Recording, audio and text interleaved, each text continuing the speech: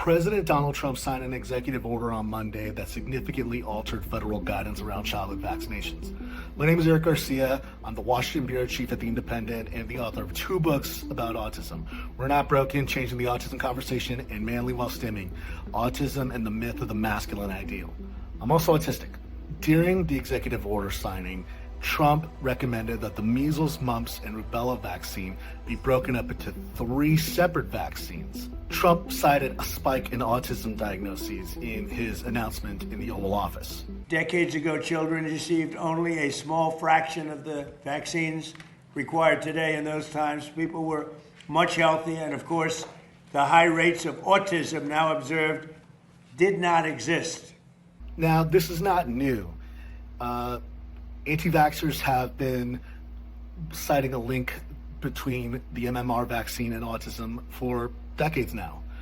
Andrew Wakefield, the former British physician, initially put out a study in The Lancet citing a link between the two, only for that study to be retracted and for Wakefield to lose his medical license.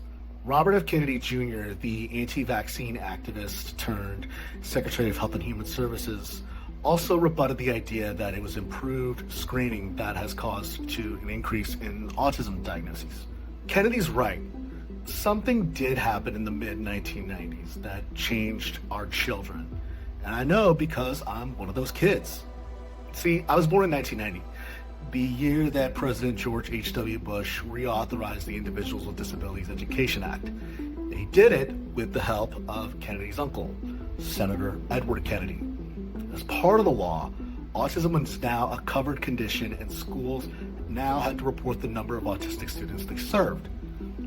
And a decade before, autism received a separate diagnosis from schizophrenia for the first time in the Diagnostic and Statistical Manual of Mental Disorders. Then, in 1994, a few years after I was born, the DSM included the term Asperger's syndrome, named for the Austrian physician. That combination of policy and guidance led to myself and an entire generation of autistic children getting diagnosed. And it was still imperfect. Plenty of girls got misdiagnosed or undiagnosed. Black children, children of color, Hispanic kids, English as a second language children still go undiagnosed, misdiagnosed, or get diagnosed later.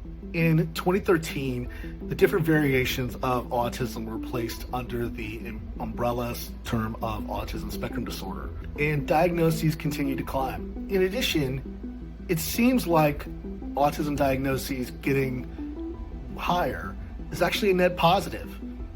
Here's a study from the Centers of Disease Control and Prevention that Kennedy runs that came out last year. Quote, differences in prevalence over time and across sites can reflect differing practices in ASD evaluation and identification and availability and requirements that affect accessibility of services. So, if Kennedy wants to know what happened to our children, he just needs to read his own report.